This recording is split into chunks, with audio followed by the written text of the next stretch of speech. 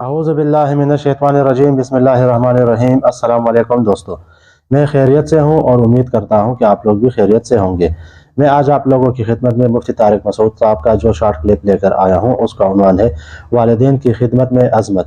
اس میں مفتی صاحب ہمیں والدین کی خدمت کے بارے میں بیان فرمائیں گے، تو چلیے آئیے سنتے ہیں۔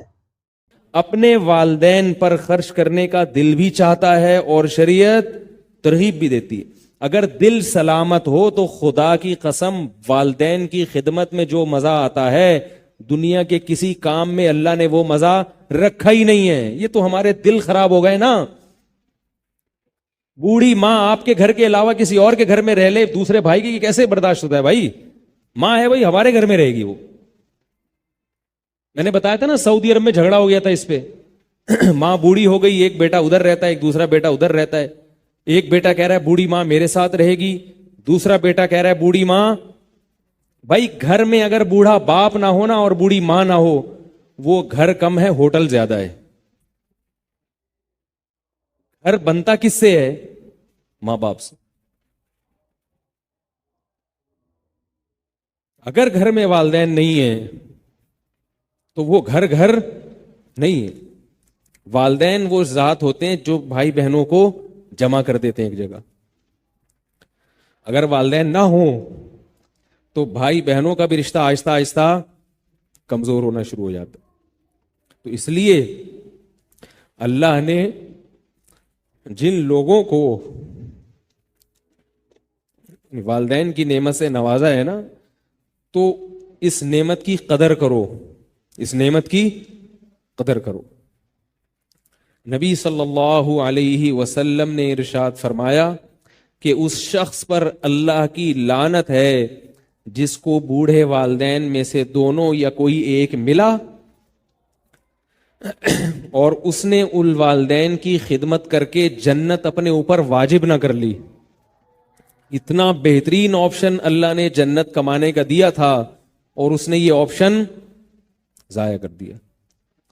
کسی بزرگ کی خدمت میں وہ اللہ نے ثواب نہیں رکھا جو ثواب اللہ تعالیٰ نے والدین کی خدمت میں رکھا ہے۔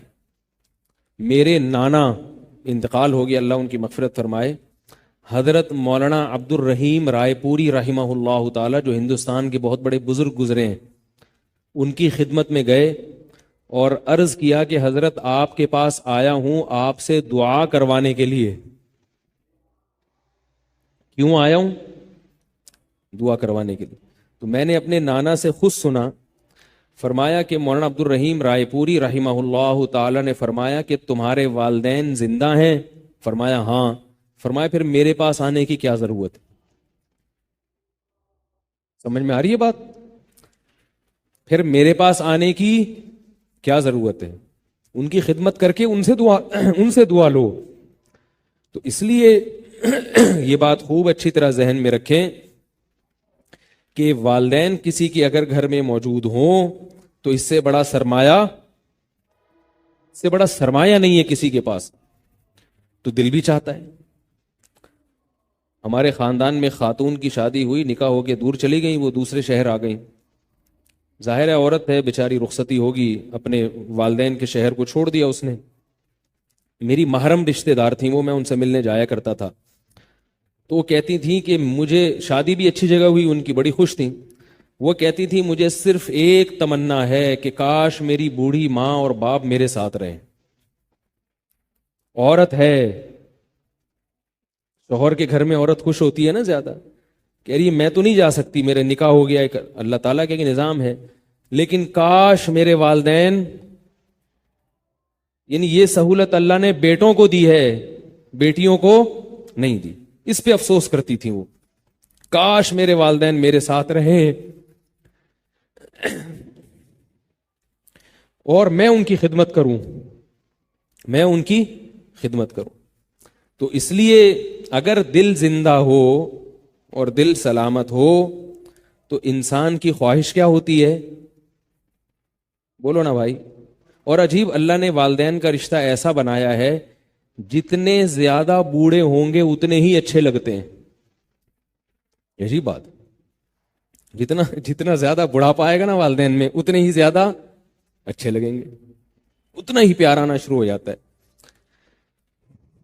तो जी दोस्तों, जैसा कि आप लोगों ने आज के बयान में सुना, जिसमें हमें मुफ्ती तारिक मसूद साहब ने वालिदैन की खिदमत के बारे में बयान फरमाया। उम्मीद करता हूं कि आज का बयान आप लोगों को पसंद आया होगा, और इंशाअल्लाह बहुत जल्द मैं एक और नए बयान के साथ हाजिर होऊंगा। तब तक के लिए मुझे इजाज़त दीजिएगा। अल्लाह हाफिज़।